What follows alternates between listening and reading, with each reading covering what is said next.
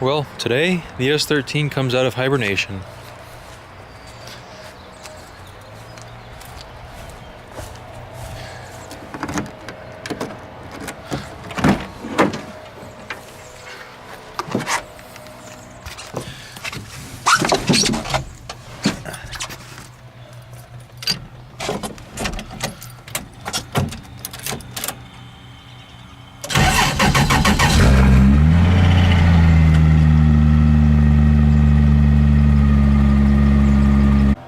So the goal for today is to put in a new set of harnesses for the driver's seat.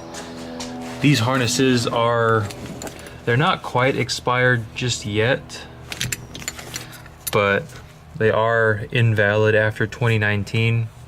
So I figured I may as well get some updated harnesses. They were only like 70 bucks. So this is the cam lock style harness, and this was like 140 bucks.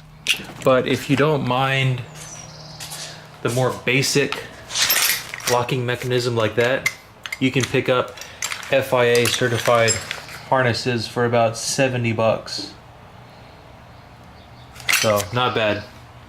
So yeah, I'm gonna go ahead and start putting that in. So seats out. I had to take the seats out to access a couple of bolts here and there. Those for the submarine strap, or the one between your legs, whatever you want to call it. Take off the straps from the harness, and then take off one mounted right on the rail. Alright, belts are secured in place. Got to put the seat back in, which is going to be kind of a pain because everything is so tight, and really you got to get it in there just right and then tighten everything down at the same time somehow. But yeah, that's the next task to tackle.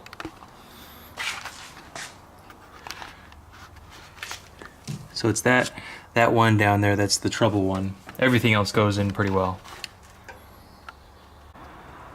Here it is, all bolted back in and the harness secured.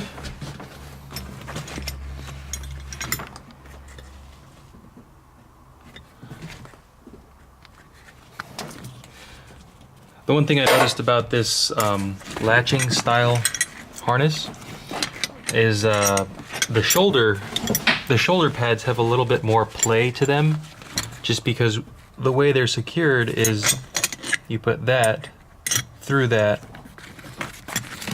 and then that's the point where the latch is. But you can see there's some play in that harness there. So just a little thing I noticed, there is going to be a little play in your harness straps as you're strapped in, but that's really no big deal, especially with how much cheaper this one is compared to the cam lock system. This one was like half price, like I said earlier, so not too bad. So I'm going to go ahead and put a GoPro mount somewhere on this helmet. I'm thinking right here. I've seen a few videos where the driver had the GoPro there, and it gave a pretty good angle of, you know, like the shifting, the steering wheel work, and the outside.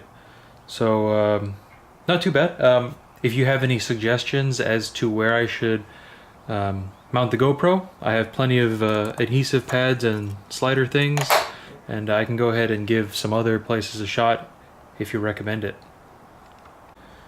So that's what it's going to look like.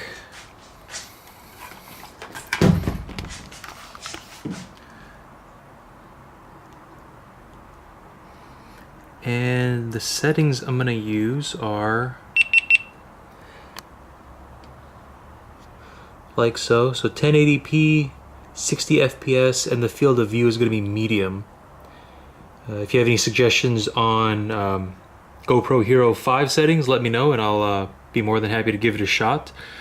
But yeah, that's pretty good. I haven't gotten too much drift footage on this channel, so hopefully that'll change. There's a drift event in 2 days on Sunday, and I'm gonna go ahead and try this setup out and see what I get. Alright, so I'm all strapped in, and this is a little viewpoint of how this camera's angle is set up.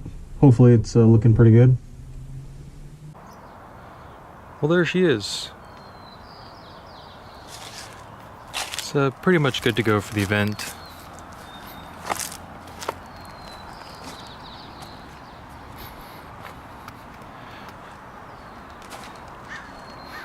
Could probably use a wash, but I don't really wash my drift car too often.